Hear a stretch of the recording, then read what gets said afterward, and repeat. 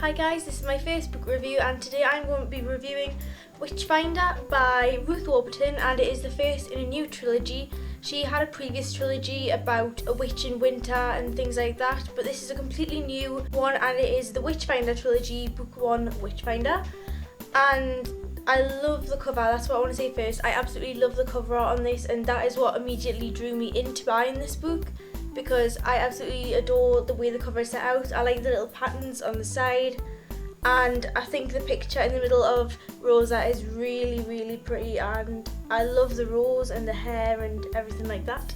So that is what got me interested in buying this. I looked on Goodreads and it had some mixed reviews. Some people thought it was quite boring, but some people absolutely loved it. So on the off chance that I would like it, I went and bought it. I got it about 2 weeks ago. So when I got this book and when I was ordering this book, I was really excited because this sounds like my sort of book. I like the sort of witchy thing and I also like historical fiction, so I thought this would be a really good choice for me.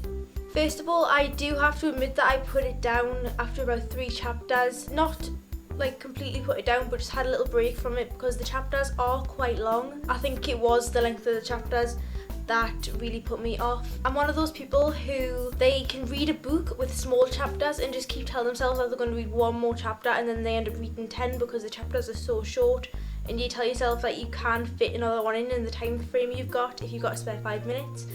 But I find it harder to do that with books like this because the chapters are about 20 to 30 pages long, and that is too many to fit into like 5 minutes.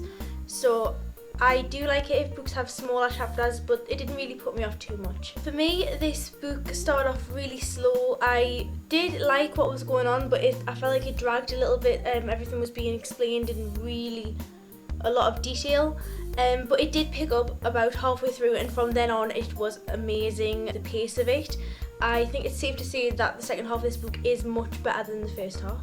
So as well as being your typical witch, fantasy, romance sort of thing, this also deals with some very real issues in the Victorian times, such as domestic abuse and poverty and forced marriage, and those are all prominent themes in this, and I think that Ruth handled them very well. She made them seem more real in my mind. I think it was very realistically done. I did feel like the forced marriage and the poverty and the domestic violence overshadowed the romance thing a little bit, but I do think they were important, so I don't really mind that it overshadowed the romance. But seeing as it is a romance novel, I would expect the romance to be a bit more prominent, but I am glad that Ruth took her time in setting up the romance rather than just jumping straight into it, because they don't actually start any of that until about 3/4 way through, so I think that is a very good point, seeing as it is also a trilogy. So I'm going to talk about my views on 3 of the main characters. So the first one is Rosa, who you can see depicted on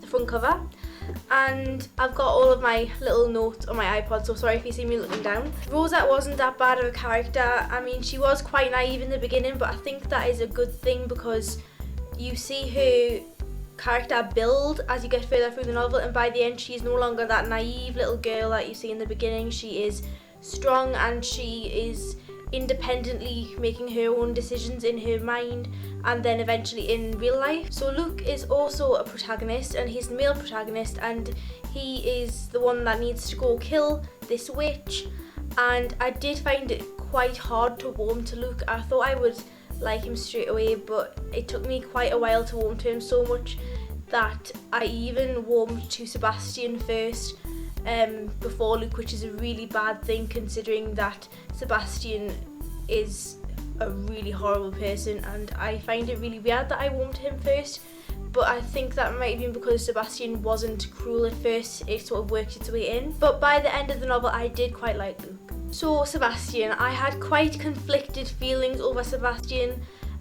He is one of these high class witches who is really rich and has a high respected place in the council sort of thing, and he has inherited lots of property from his father's death. He can be nice at times, but other times he is so horrible. Like, this isn't a main point, but if you don't want to hear it, just block your ears. He kills his little puppy by beating it because it is playing with Rosa's skirt and it's jumping up at her. And it's not causing her any harm and she's fine with it, but he goes mad and he beats it to death, which I think shows a really mad psycho trait in him. At other times he can be so nice and charming, and then he abuses Rosa at times, and it's really conflicted. And I think that Ruth did that just so that the reader can feel the same sort of way as a person who is a victim of domestic violence. The same sort of mindset of sometimes the nice, sometimes the horrible, you don't know what to expect next. I think that was done very well, and it made me feel more invested in the characters. I think that the climax was very well done. It wasn't what was led up to through the whole book, but I do think it was very well done. Also, if you don't want to hear this, you can block it out. There is a fire at the factory when Sebastian sets the fire to the factory, and I found that really good, a good climax for the novel, and I think that it was very well written, and you could feel the emotion that the characters were feeling, you could feel their fear from the way that Ruth wrote it. So overall I rated this 3.5 stars out of 5 on Goodreads, and this is mainly because I loved the historical detail and I loved the general storyline, but I feel like it was a bit slow for the first half of the novel, and that was kind of what put me off. I nearly had to put it down as a DNR, but I did pick it back up, and I'm glad that I did because I absolutely love the second half. So I will definitely be getting the next book. I think it comes out in June, which is really quick considering this one has only just come out. So I will definitely be getting the second book called Witch Hunt.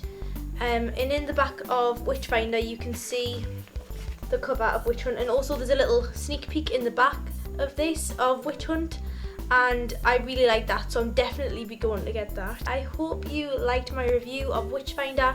If you read it and you want to share your review or anything like that, just comment down below. So thanks for watching guys, bye.